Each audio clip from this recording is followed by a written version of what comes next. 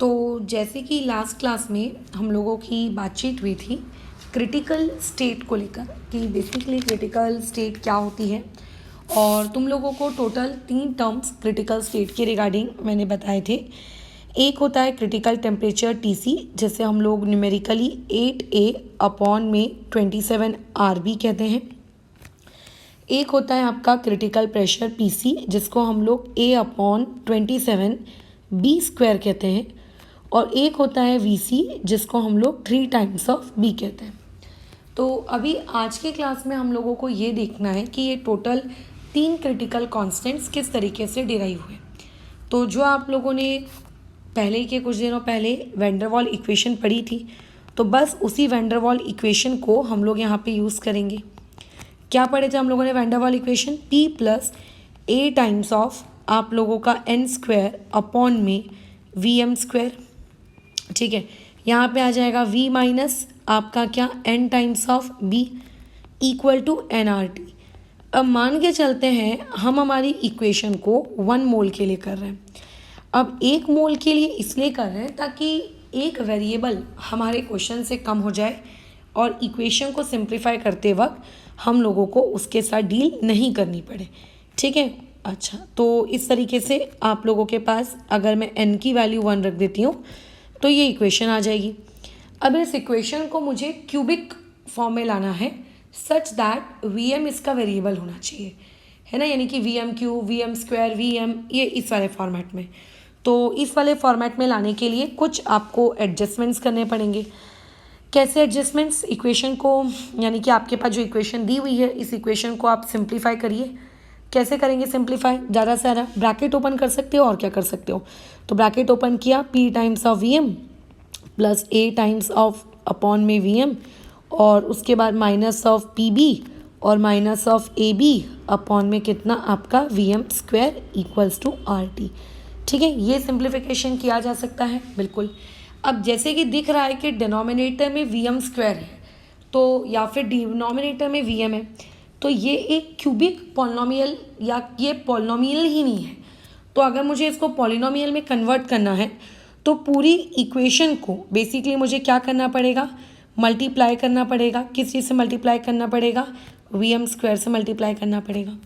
अगर मैं पूरी इक्वेशन को थ्रू आउट VM स्क्वायर से मल्टीप्लाई कर देती हूँ तो ये हो जाएगा आप लोगों का P टाइम्स ऑफ कितना? V cube. ठीक है, P times of VM cube. फिर यहाँ पे कितना आ जाएगा आप लोगों का A times of VM minus PB आपका VM स्क्वायर, और यहाँ पे आपके पास आएगा सिर्फ AB इक्वल्स टू कितना? RT। तो क्या अब ये मेरे पास एक आपको क्यूबिक इक्वेशन देखने को मिल रही है? बिल्कुल। इस क्यूबिक इक्वेशन को थोड़ा सुंदर तरीके से लिख लेते हैं। जैसे सुंदर तरीका इसका क्या होगा? P times of VM cube.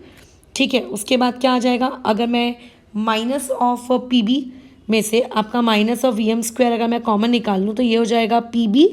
ठीक है, और प्लस RT, समझ रहे हो, राइट हैंड साइड का जो RT है बस इधर लेकर आ गए हम लोग, plus A times of VM और माइनस ऑफ AB और इक्वल टू 0। ये बन गई आप लोगों के पास एक क्यूबिक इक्वेशन। अब मैं इस क्यूबिक इक्वेशन में चाहती हूँ कि जो क्यूबिक टर्म है उसके सामने का कोएफिशिएंट मेरा 1 रहे।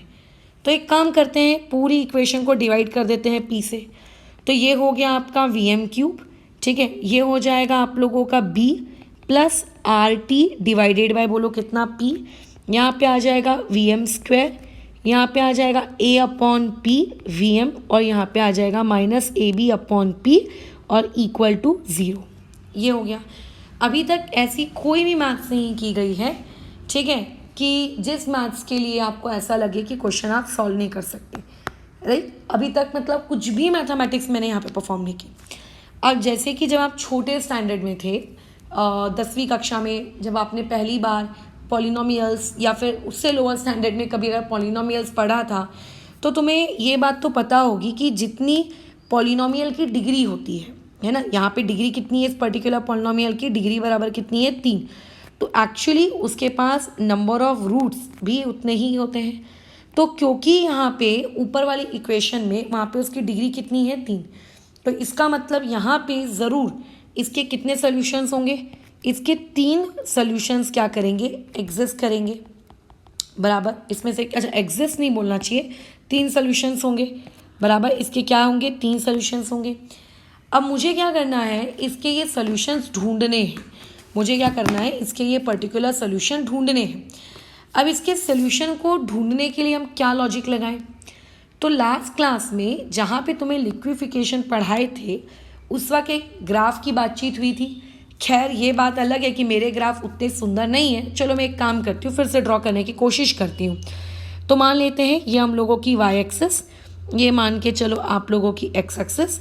एक्स एक्सिस पे प्रेशर प्लॉट हुआ था, और नहीं एक्स एक्सिस पे हमने क्या प्लॉट किया था, वॉल्यूम प्लॉट किया था, और वाई एक्सिस पे हमने प्रेशर प्लॉट किया था। तो मान लेते हैं पहले हम लोगों के लिए कर्व कुछ इस तरीके का था।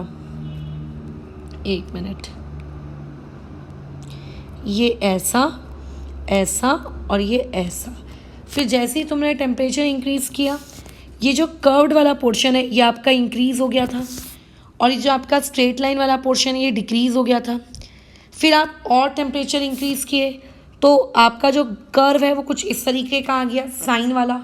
और फिर जब आप और टेम्परेचर इंक्रीज़ करते हो तो फाइनली आपका कर्व हो जाता है ऐसा, बराबर। याद आ रहा है, ये टेम्परेचर T1 के लिए, टेम्परेचर T2 के लिए, टेम्परेचर T3 के लिए, टेम्परेचर T4 के लिए, सच दैट कि T4 आपका बड़ा था और उनमें सबसे छोटा कौन सा था, आपका T1 था।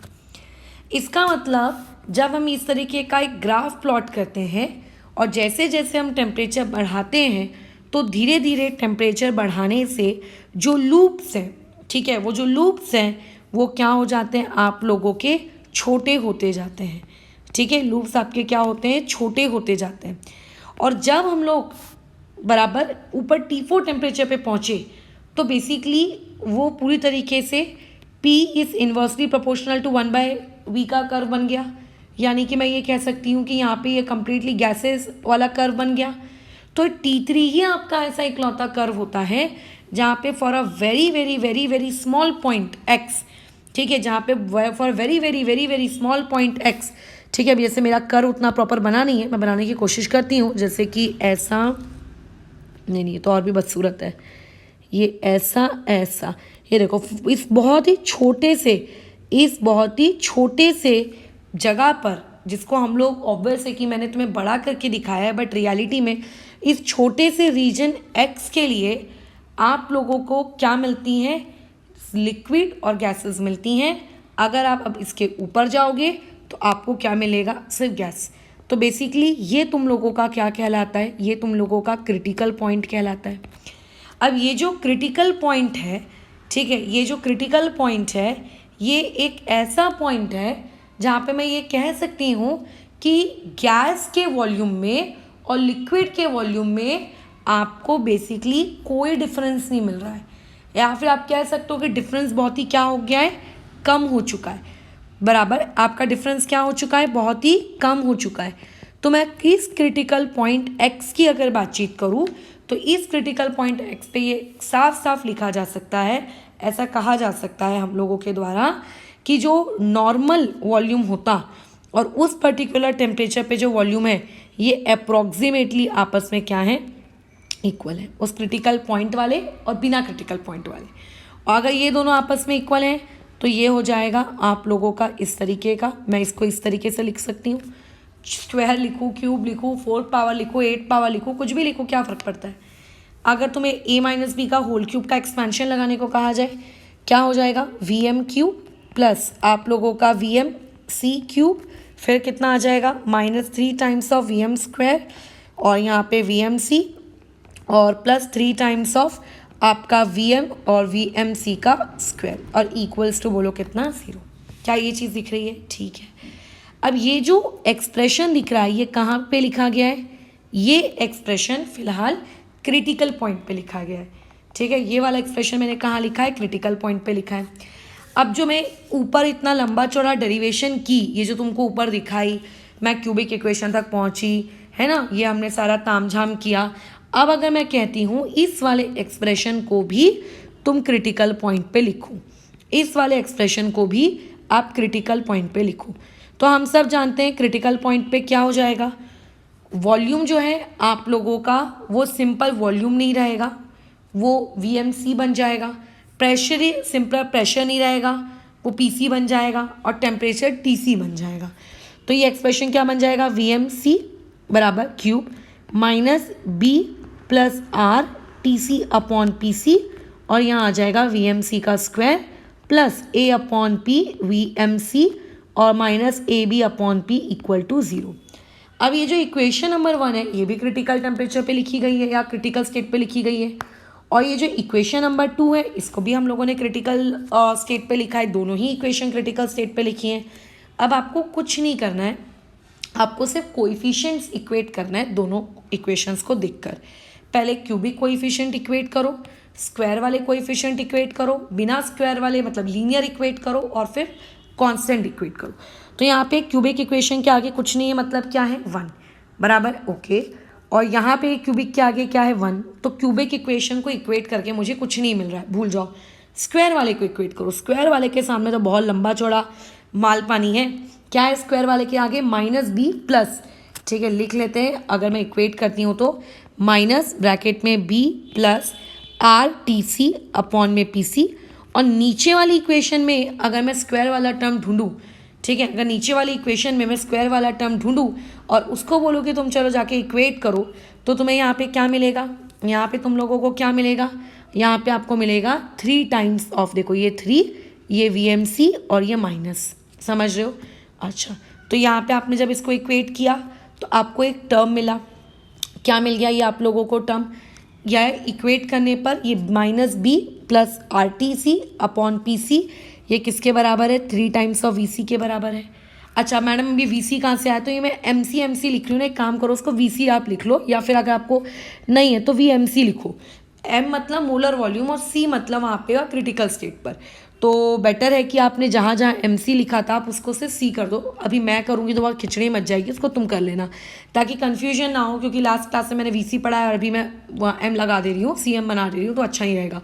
इसके भी आगे 3 है, तो अगर मैं इस चीज़ को, ठीक है, इस पूरी चीज़ में अगर मैं क्या करूँ, माइनस दोनों तरफ से हटा दूँ और इसको अगर मैं सिंप्लीफाई करूँ तो मेरे पास कुछ एक अजीबोगरीब सा एक्सप्रेशन बन रहा है, B plus R TC upon में PC equal to 3 times of VC। इससे तो कुछ भी हाथ नहीं आया, बल्कि तो और गंदी कंडीशन हो गई। कोई बात नहीं, आप स्क्वायर वाला टर्म इक्वेट करो, है ना। अच्छा स्क्वायर वाला तो अभी अभी किए थे, ठीक है। अच्छा तो एक काम करो, बिना स्क्वायर वाला करो। तो बिना स्क्वायर वाले में यहाँ पे क्या दिख रहा है, A अपॉन P, यानी कि आपको क्या दिख रहा है, A अपॉन PC, ठीक है, आपको क्या दिख रहा है, A अपॉन PC। अच्छा और यहाँ पे बिना स्क्वायर वाले टर्म में क्या दिख रहा है, 3 और VC स्क्वायर। तो यानी कि मैं ऐसा लिख सकती हूँ सेकेंड इक्वेशन से 3 times of VC square equals to क्या, A अपॉन PC, ये लिखा जा सकता है। अच्छा ये एक एक्सप्रेशन बन गया, ठीक है, ये एक एक्सप्रेशन बन गया। अब एक काम करो, कॉन्स्टेंट्स को भी इक्वेट कर दो। तो ऊपर वाली इक्वेशन में कांस्टेंट कौन है, -AB अपॉन P, और यहाँ पे आपका कांस्टेंट कौन है, जो इक्वेशन हमने अभी लिखी, यहाँ पे तो कोई कांस्टेंट दिख रहा है क्या, दिख रहा है क्या, हाँ ये रहा कांस्टेंट, ठीक है, VC क्यूब। तो इसके ये खुद एक VC क्यूब आपका क्या है, एक कांस्टेंट है। अच्छा ये VC क्यूब आपका कांस्टेंट। तो अभी अगर मैं इस पूरी चीज़ को देखती हूँ, इन पांचों इक्वेशंस को देखती हूँ, 3, 4, 5, तो जब मैं इन तीनों को साइमल्टेनियसली सॉल्व करूँगी ना, एक की वैल्यू दूसरे में सब्सटीट्यूट करके, तब जाके मुझे क्या मिलेगा, आप लोगों का TC PC इनकी वैल्यूज़ मिलेंगी, ठीक है। अभी जैसे बेस्ट ऑप्शन ये है कि आप क्या करो, इन दोनों इक्वेशन नंबर 4 और आप इक्वेशन नंबर 5 इनको एक काम करो, आपस में डिवाइड करो। अगर मैं इन दोनों को डिवाइड करती हूँ तो मुझे क्या दिखेगा, 3 टाइम्स ऑफ VC का स्क्वायर अपॉन में VC का cube equal to A upon में PC। अच्छा यहाँ पे माइनस कहाँ से आ गया मेरा, ऊपर में माइनस नहीं था, ये प्लस था ना, एक मिनट, -AB चल रहा था हमारी कहानी का हीरो, ठीक है। और उसके बाद मैंने यहाँ पे माइनस खा गई हूँ लगता है, A³ माइनस B³ के होल क्यूब में, हाँ यहाँ पे माइनस है, ठीक है। तो बेसिकली माइनस दोनों तरफ नहीं रहेगा, ठीक है। अच्छा अब क्या आ जाएगा यहाँ पे, A upon PC, AB upon में PC, बोलो क्या हो रहा है, कैंसिलेशन दिख रही है कुछ? बिल्कुल। इस कैंसिलेशन को देखकर यहाँ से क्या निकल के आया? V C equal to 3 times of B. याद आ रहा है, हमने पिछली क्लास में लिखा है V C equal to 3 times of B, बस ये वही है। अब अगर इस वी सी को तुम कहीं भी पुट कर दो, लेट से चलो मैं एक काम करती हूँ, इस पर्टिकुलर वी सी को मैं पुट कर देती हूँ इक्वेशन नंबर 5 में। तो इक्वेशन नंबर 5 में जब मैं पुट करूँगी तो क्या हो जाएगा? माइनस ए बी अपॉन में पी सी इक्वल्स टू, अच्छा माइनस तो है ही नहीं दोनों तरफ तो उसको भूल जाओ, वी सी का क्यूब यानी कि कितना? 27 टाइम्स ऑफ बी क्यूब। अब अगर कोई मुझसे पूछेगा यहाँ से पी सी की वैल्यू क्या है, तो पी सी की वैल्यू क्या हो जाएगी? A upon 27 times of B square. यही लिखवाए थे तुमको, है ना? अब सिमिलरली अब तुम कहीं ना कहीं सब्सटीट्यूट करके देख लेना, तो जब तुम यहाँ से टी सी की वैल्यू निकालोगे तो ये कितनी आएगी? A upon 27 times of B square. खत्म। वैसे ये डेरिवेशन आपके कोई काम का नहीं है, आपको इसको ध्यान भी नहीं रखना है। इससे जो 3 रिजल्ट्स आते हैं आपको उन रिजल्ट्स को याद रखना है बस। और जो मैंने लास्ट टाइम बताया था कि वो बॉयल्स टेम्परेचर किस तरीके से होता है, बस वो चीज़ है। अब यहाँ पे मैं कुछ पॉइंट्स बता रही हूँ, उन पॉइंट्स पे फोकस करो। कई बार कैसा होता है, आपको T C P C V C की वैल्यू दे दी जाती है और आपको ए और बी पूछता है। ऐसा भी हो सकता है कि ए और बी दे दे और T C P C V C पूछ ले, या हो सकता है T C P C V C दे दे और ए और बी पूछ ले। ठीक है, मान लेते हैं आप लोगों को गिवन पार्ट में टी सी भी दिया है, पी सी भी दिया है, ठीक है, आपको वी सी भी दिया है और आपको क्वेश्चन में बोला जा रहा है टू फाइंड करो ए एंड बी। तो हमें लगता है कि अरे भाई तो कितना आसान है, V C equal to 3 times of B होता है, राइट मैडम? तो V C equal to 3 times of B में यहाँ पे वी सी की वैल्यू हमको गिवन दी हुई है, यहाँ से हम बी फाइंड कर लेंगे, लीनियर इक्वेशन इन 1 वेरिएबल। और जैसे ही बी आ जाएगा तब हम लोग ए भी फाइंड कर लेंगे, उसमें कौन सी बड़ी बात है ना? लेकिन ऐसा नहीं करना, ऐसा बिल्कुल नहीं करना। अगर आपको ए बी कैलकुलेट करने को कहा है और बाकी आपको सारी टर्म्स दी हुई हैं, तो आप वी सी के थ्रू पहले बी कैलकुलेट करोगे और फिर आगे उसके आगे ए जाओगे, ऐसा बिल्कुल नहीं करना। इसकी अप्रोच पता है क्या रखना है इस पर्टिकुलर पैटर्न की? आप पी सी को टी सी के साथ रेशो लेना। अब पी सी क्या होता है आप लोगों का? ए अपॉन 27 टाइम्स ऑफ, आप सॉरी टी सी क्या होता है? ए अपॉन 27 टाइम्स ऑफ आपका ये बी स्क्वायर। और पी सी क्या होता है? ए अपॉन ये दोनों का, एक मिनट मैंने दोनों में ही सेम लिख दिया क्या? हे भगवान, दिमाग खराब हो गया लगता है। 8 ए अपॉन 27 आर बी। ठीक है, आप इन दोनों का अब रेशो लेना। अब जब आप इनका रेशो लोगे, पूरी तरीके से काटा पीटी करोगे, रेशो लोगे, ठीक है, तो उस पूरे काम के दौरान तुम्हें क्या देखने को मिलेगा? कुछ चीज़ें कट गई। फिर वहाँ से आप बेसिकली क्या करना, वहाँ से अपना क्या कैलकुलेट करना? बी कैलकुलेट करना। और जब आप वहाँ से बी कैलकुलेट करोगे तब आप अपना क्या कैलकुलेट करना? ए कैलकुलेट करना। ये तुम्हारी अप्रोच होनी चाहिए, ठीक है, ये सही अप्रोच। ऐसा इसीलिए क्योंकि आपका जो वॉल्यूम होता है उस वॉल्यूम की एक्यूरेट मेजरमेंट्स नहीं की जा सकती। तो यानी कि आपको जो वॉल्यूम दिया होगा उसमें कुछ ना कुछ एरर होगी, उससे बी में भी एरर आएगी, ठीक है।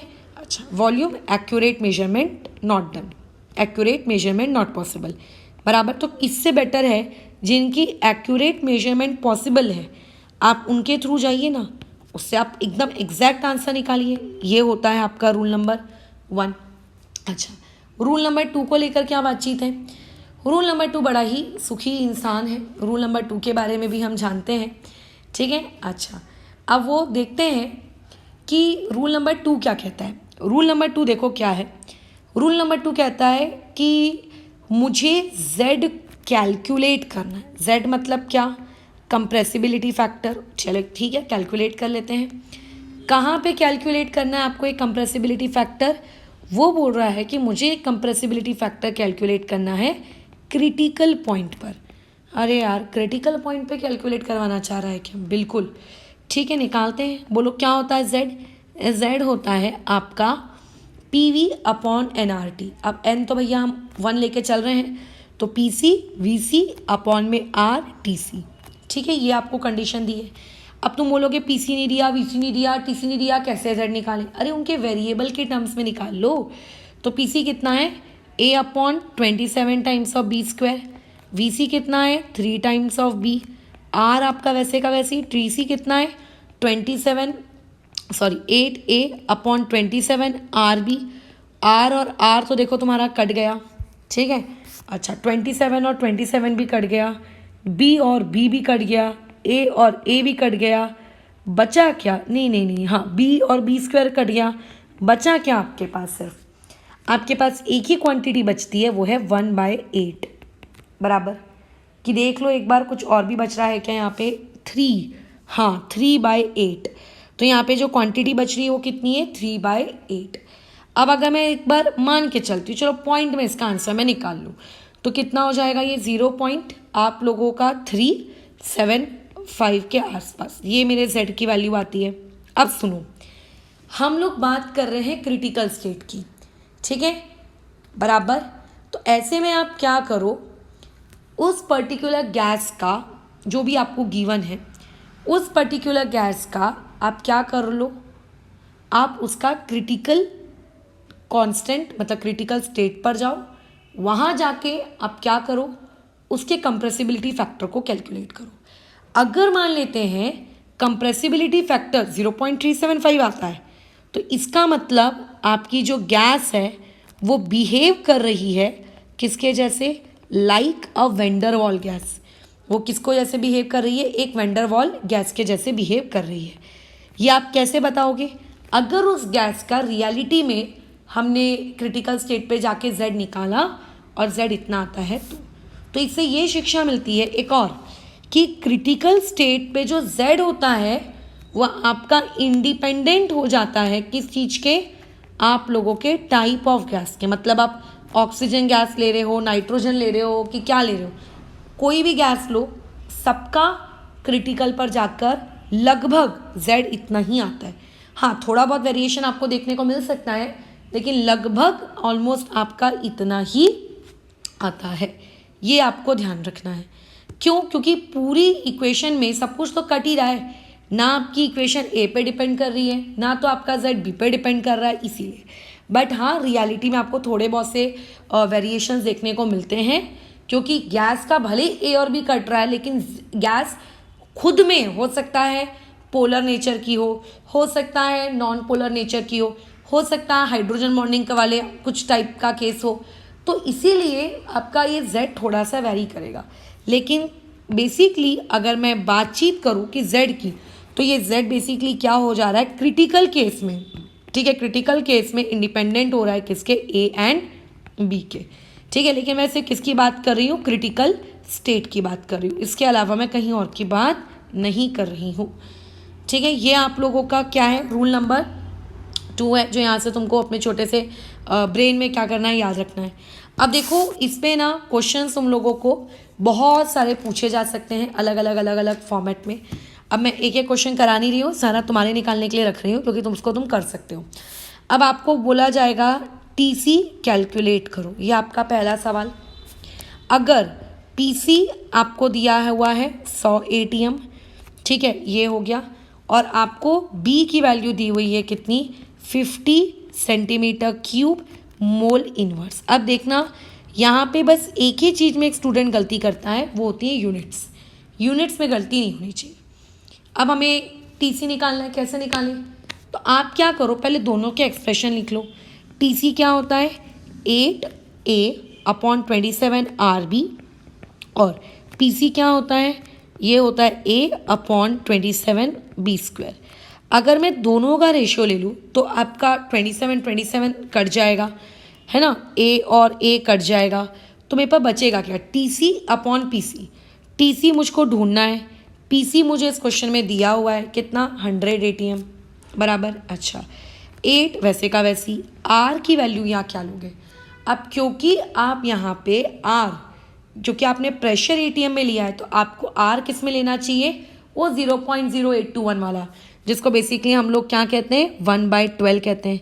अच्छा अब सबसे ज़रूरी चीज़ B कटेगा क्या, हाँ ये वाला B कटेगा, लेकिन ऊपर में एक B रह जाएगा। अब इस B की वैल्यू क्या डालें, तो हम में से मैक्सिमम लोगों को लग रहा है कि चलो मैडम B की वैल्यू जो दी हुई है क्वेश्चन में वही डाल दो, क्योंकि हम यूनिट में कहाँ ध्यान देते हैं, हमारी तो ज़िंदगी में यूनिट नाम की कोई चीज़ ही नहीं है। बट ध्यान दीजिए कि जब भी आप आर की वैल्यू क्या लेते हैं 1/12 लेते हैं तो वहाँ यूनिट क्या होती है, litre, ATM, mole inverse, kelvin inverse, यानी कि वहाँ पे लीटर होता है।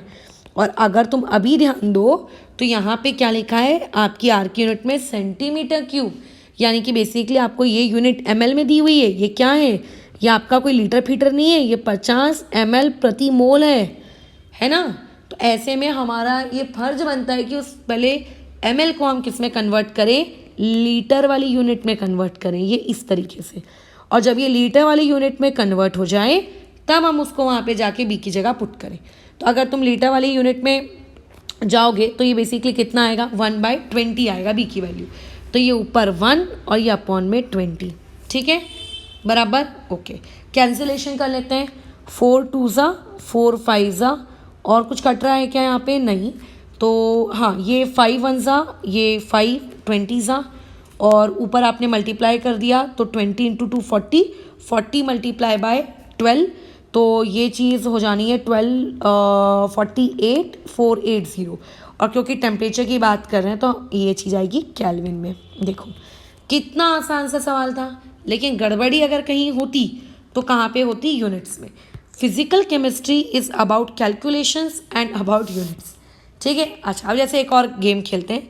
आपको ए की वैल्यू दी हुई है 0.751 DM6, ठीक है, ATM, एक मिनट, ATM और MOL -2, मोल -2। बी आपको दिया है 0.0, गंदी वैल्यूज़ है 226 DM³ आपका मोल इनवर्स। आपको सारे के सारे क्रिटिकल कांस्टेंट्स बताने हैं कितने कितने होंगे। तो अब देखो क्रिटिकल कांस्टेंट हम कैसे कैलकुलेट करें, क्योंकि हमको तो 3 क्रिटिकल कांस्टेंट पता है, PC, VC और TC। अब कैसे कैलकुलेट करें, कोई दिमाग नहीं लगाना है, दिमाग लगाने लायक कोई चीज़ है ही नहीं। आपको मैंने ऑलरेडी डेरिवेशन करके भी दिखा दिया, जिसकी कोई नीड नहीं थी। आप बस शांति से क्या करो, एक एक वैल्यू पुट करो, आंसर निकालो। ये तुम्हारे लिए मैं रख रही हूँ। जैसे अगर VC निकालना है तो आप क्या करो, वहाँ पे जाओ, VC निकालने के लिए आप 3 टाइम्स ऑफ B वाला फॉर्मूला यूज़ करो। B की वैल्यू दिए, उसको उठा के पुट कर दो, आपका VC आ जाएगा, है ना। अच्छा, जो कि निकाल लेना तुम इस पर्टिकुलर क्वेश्चन में। PC आपको निकालना है तो कितना आएगा, A/27 B²।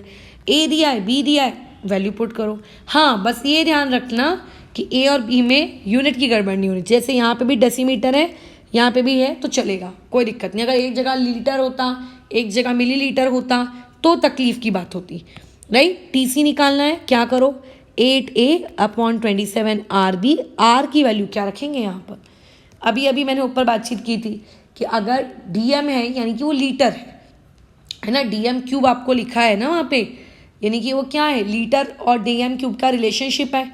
तो अब यहाँ पे आपको कन्वर्जन करना पड़ेगा, यहाँ पे आपको क्या करना पड़ेगा, कन्वर्जन। क्यों, कन्वर्जन की क्या नीड है, यहाँ पर कुछ नीड है क्या, तुम्हें लगता है कि यहाँ पे मुझे कन्वर्जन करना चाहिए। तो यहाँ पर तुम देखो 8, आप A की वैल्यू डाल दोगे, A की वैल्यू जो भी तुमको दी है उठाओ, वहाँ पे जाके बस पुट कर दो। 27 तो वैसे ही डाल दोगे, B की वैल्यू जो दी है वो उठाओ, वहाँ जाके पुट कर दो। अच्छा, R की वैल्यू क्या लिखें, R की वैल्यू क्या लिखें, 0.0821, लेकिन वहाँ पे तो वो लीटर होता है, बट क्वेश्चन में तो DM³ दिया है।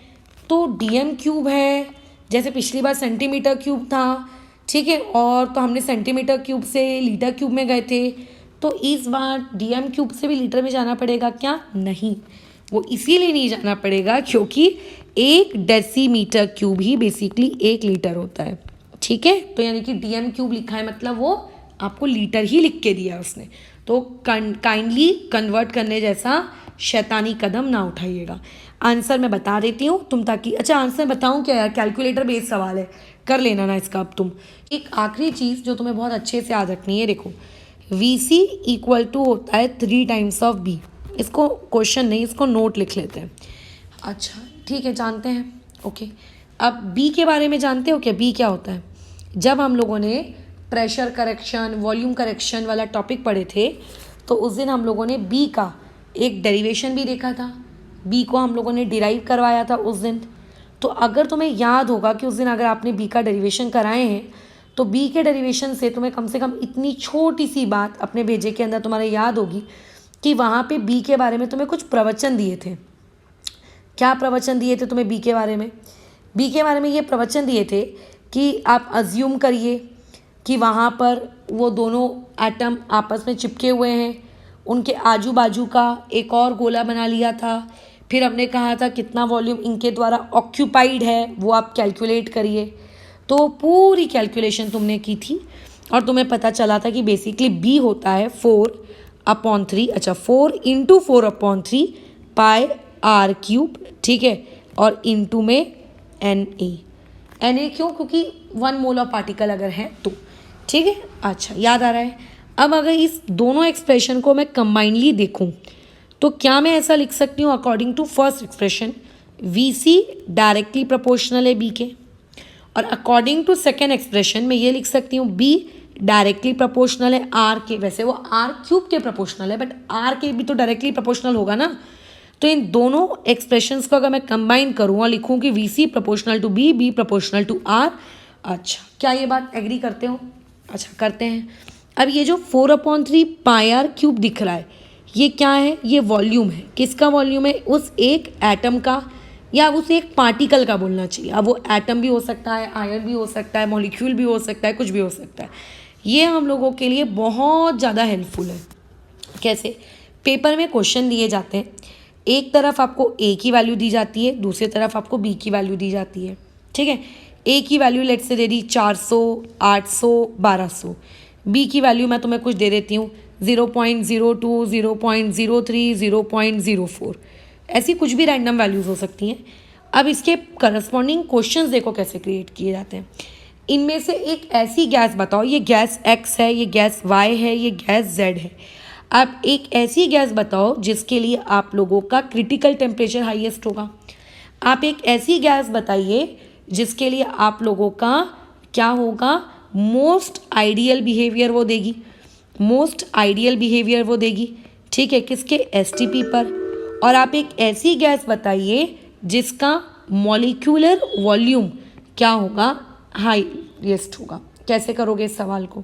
तो देखो, पहला वाला सवाल तो बहुत ही ईजी है।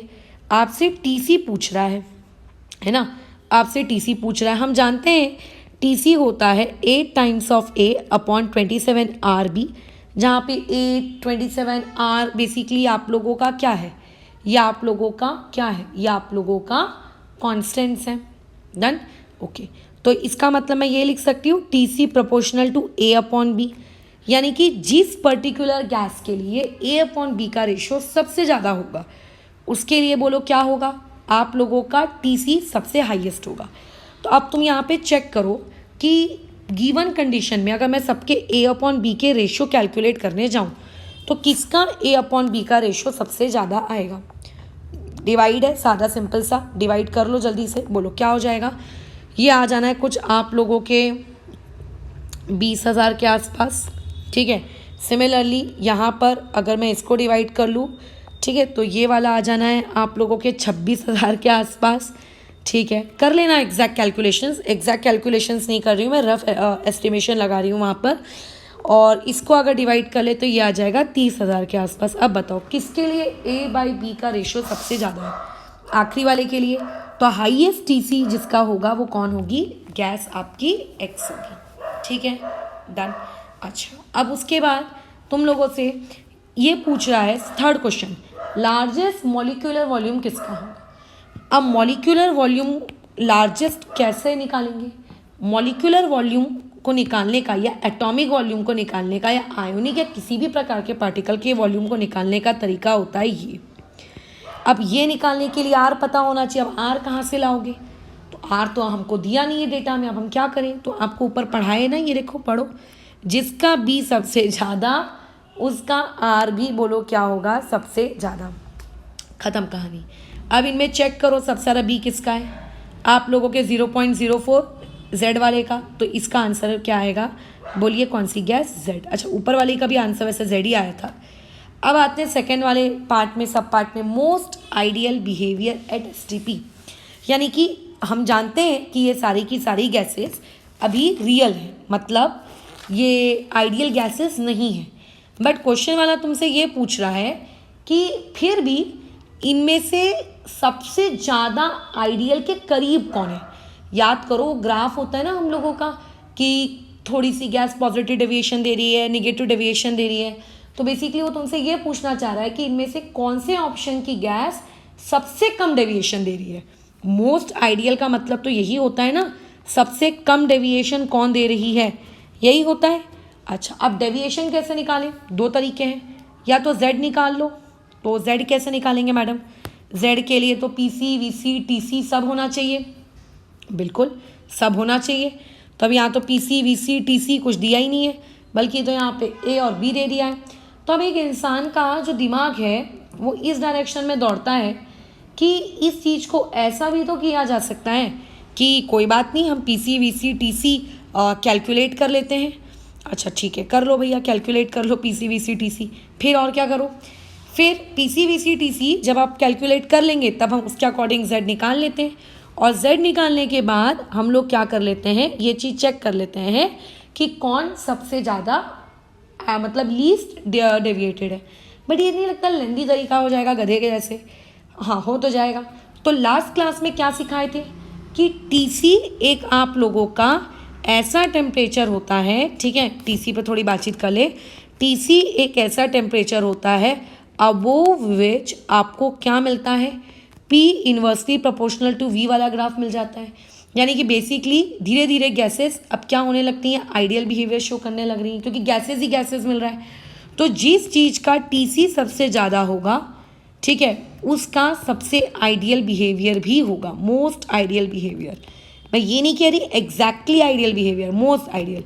अभी फ़िलहाल जो क्वेश्चन मुझको दिया था उस क्वेश्चन में TC सबसे ज़्यादा किसका था आप लोगों के, किसका था सबसे ज़्यादा TC? किसका निकाले थे हम सबसे ज़्यादा TC? अभी आई थिंक आखिरी वाली गैस का निकाले थे। तो बस वही आखिरी वाली गैस का यहाँ पे भी आएगा सेम आंसर। तो इस तरीके के छुटपुट सवाल तुमसे पेपर में पूछे जा सकते हैं, ठीक है। और इनमें ऐसा कुछ भी नहीं है कि तुम आंसर नहीं कर पाओगे, बहुत ही सिंपल सा टॉपिक है, ठीक है। इसमें नहीं आंसर करने लायक जैसी कोई भी सिचुएशन नहीं है। तो ये था तुम लोगों का पूरा PC, VC, TC की दुनिया, ठीक है। बस अब हम लोगों को क्या करना है, एक छोटा सा आखिरी टॉपिक पढ़ना है और करस्पॉन्डिंग स्टेट्स ऑफ इक्वेशन। और बस वो एक इक्वेशन है, उससे कभी कोई सवाल ववाल नहीं पूछा जाएगा। लगे तो मैं एक सवाल उसके थोड़ा करके दिखा दूंगी अगर पूछा गया भी तो कैसा, अदरवाइज वो टॉपिक बहुत ही गो एंड फ्लो है। फिर हमारा ये ख़त्म हो जाएगा टॉपिक, और उसके बाद बस हम लोगों को कल बैरोमीटर वाला टॉपिक पढ़ना है, gaseous state will be over.